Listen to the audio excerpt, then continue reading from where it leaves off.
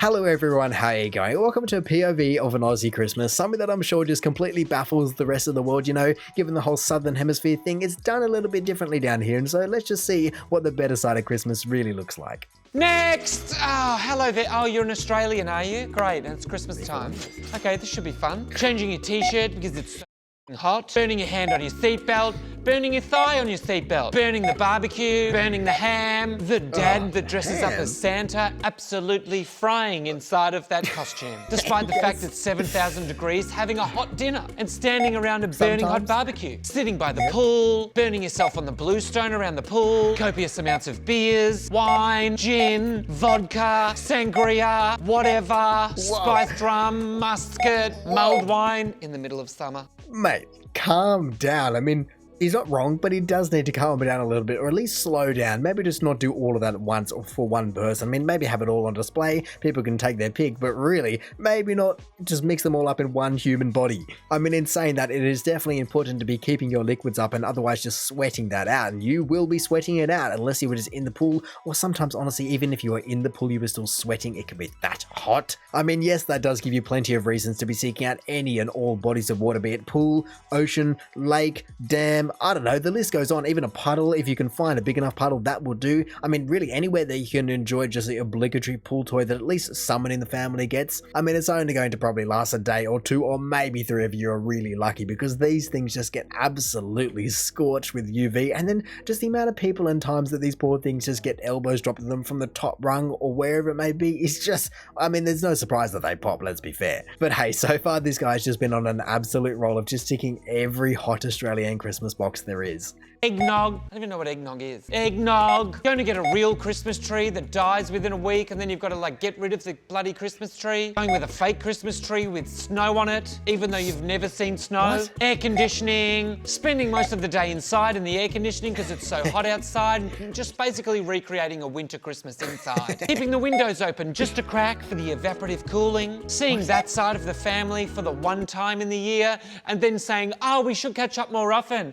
Oh, we should actually, this has been fun. We should actually catch up more often, more time than just one time throughout the year, and then never doing that. Prawns, lobster, ham, pork, turkey, roast vegetables, playing backyard cricket after lunch, trying to kill your siblings, bowling as fast as you can in the backyard cricket game after lunch. Now, hang on a second. There is no reason why that should be stopping with siblings. Absolutely, just it immediately gets extended to cousins nonetheless, and then it just goes into uncles, aunties, neighbors, so that random kid up the street that you don't really know, that you don't really want to hang out with. Yeah, they're also going to cop it when you're just aiming for that any random little divot in the grass just to send it flying up into their chin so they don't just stick with the bat all day just to get them out. You don't even aim for the stumps anymore, just aim for the person and they'll definitely give up the bat eventually. And I mean, look, yes, that tactic certainly doesn't work on everyone because some people are just too good and they hit it for 4 over and over and over again. I mean, you don't want to hit it for 6 because that's 6 and out in backyard cricket. Everyone should know that, but either way, eventually, as he was saying, there is going to be something that takes someone's fancy between all the different things. Prawns, I mean,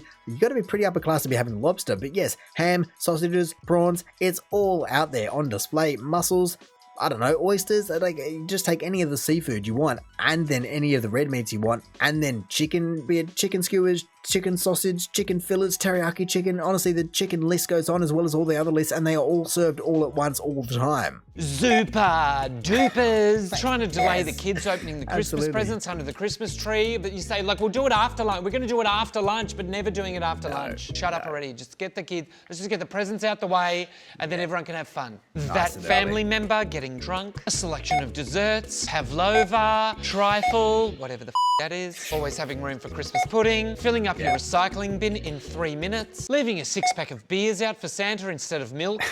The list just does go on, doesn't it? He really is just ticking every single box. I mean, I'm not too sure if I can fully trust his opinion considering he is still wearing a scarf and he's talking about midsummer Christmases. I don't understand what he's doing, let alone the fact that he did say he was changing into a t-shirt, but honestly, there were so many people that go, stuff that, I need a singlet and I need it now. But on top of everything else, he is certainly not wrong about the desserts. He did say pavlova, just a classic. Trifle, another classic, which is, I guess, some people's favorite. I really don't understand understand those people. Then you just have all of the kind of more smaller things, be it caramel slice, vanilla slice, custard tarts, I don't know, the list goes on, and all those little things, be it meat pies. I mean, they're not really a dessert, but they're also a small thing that just pack on the pounds. And speaking of, I think that is something that the Northern Hemisphere just doesn't have on their radar whatsoever. I actually heard it from a family friend the first time going, what do you mean you have Christmas and summer at the same time period? That's just impossible. How are you meant to have like a ripped summer bod and be fighting all the cravings of, or not even cravings, just general food indulgence of Christmas? It doesn't make sense. It doesn't compute. To the point where this person actually felt a little bit robbed of their Christmas because they didn't feel as though they could indulge themselves to the same degree as they usually would. But to that, we all just said, well, get out there and play some more cricket or go to the beach and swim some more, and you'll burn it off and you'll be just fine and just keep eating like the rest of us. An afternoon snooze, bad dad jokes, cracking bonbons. The only person laughing at the jokes in the bonbons is Dad. Opening your Christmas present and getting a voucher. Wondering why every year your Christmas present is a voucher. It's because you're hard to buy for, okay? Sort your life out. Shooing away flies, times 1 million.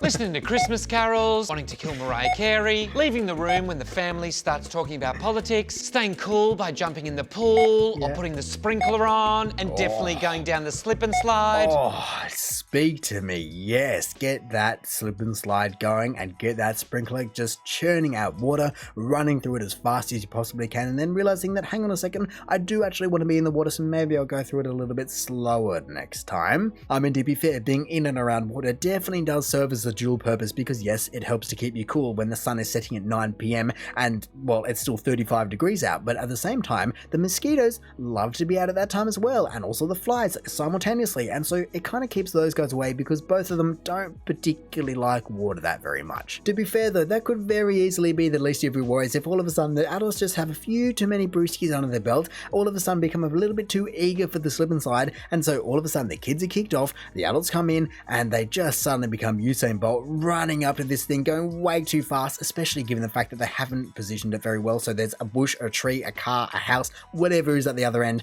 go sailing past it, and, well, let's just say it's not too good for the old bones. Disappointing your children because you don't have batteries, watch out for spiders, snakes, dressing up and wearing a Santa hat for 3.5 seconds until you get too hot and take it off, not knowing if you've passed out because you drank too much or maybe ate too much, getting stuck in traffic, bringing an esky, forgetting the ice, a last-minute trip to the servo to get some ice. They don't have any ice, but they do have batteries. The one time of year you actually try and make your own gravy, listening to your dad tell everyone how he's a professional at cooking ham, even though they only cook ham once a year. I mean, geez, maybe if you can be bothered doing that. I certainly don't know many people that would do that over having a cold ham. I mean, that is definitely my personal preference because you already have at least one hot thing, and that is just one too many. And so the cold leg ham, absolutely the way to go. You can have it straight, you can have it on croissants for breakfast, you can have it on sandwiches for lunch, you can have it just straight again for dinner, whatever it may be. It's just so versatile, unlike the humble snag, which is more so like playing snag roulette because someone just got a little bit too distracted on a couple of them, and so they just got petrifiedly burnt. But hey, you just smother that thing in tomato sauce and you go right back to doing whatever you were doing. You're fine. Either you're a family that gets out the good crockery and the good cutlery, or just uses paper plates. And finally, being told your whole life you have to wait 30 minutes after eating to go for a swim, but never actually waiting 30 minutes after you've eaten to go for a swim. Okay, see you later, Aussie Christmas. Bye. Next! Come and gone just like that. And honestly, the supermarkets already have Easter hot cross buns back on the shelf. They are ripping down that tinsel and just trying to get the next thing straight out the door. I mean, honestly, I'm surprised they don't have Australia Day up first, which they do. It just kind of gets all smushed into one, even though it's well apart. But no, hey, I got to give him credit where credit is due. This guy absolutely nailed so many different aspects of the Australian Christmas, from the heat to the food to the people, family randomness. I mean, I guess in fairness, that is definitely not going to be dissimilar to many or any other country all over the world. It's just the fact that it's going to be a different season. And so yes, I'm sure that some of the things that he said is definitely going to be applicable whether you're in Canada, US, UK, France, Spain. I was going to say South Africa, but no. Either way, regardless of whether Christmas comes along each year and just treats you like a heat wave or a snowstorm, leaving you battered and bruised and confused in the process, there is definitely a reason that most people, or virtually everyone in the world, just looks forward to it, and hey, that's got to count for something. But anyway, in saying that, I reckon I'm just finally going to call it there. So thank you for watching this video. If you did enjoy it, feel free to do the algorithmic things down below. Also, if this is the first video of mine that you are watching, then make sure to go check out the other videos I've done. Also, make sure to go check out the original video down in the description below, or hey, maybe you even just want to consider subscribing so that you don't miss another one of these in the future. But all in all, have a good one and see ya.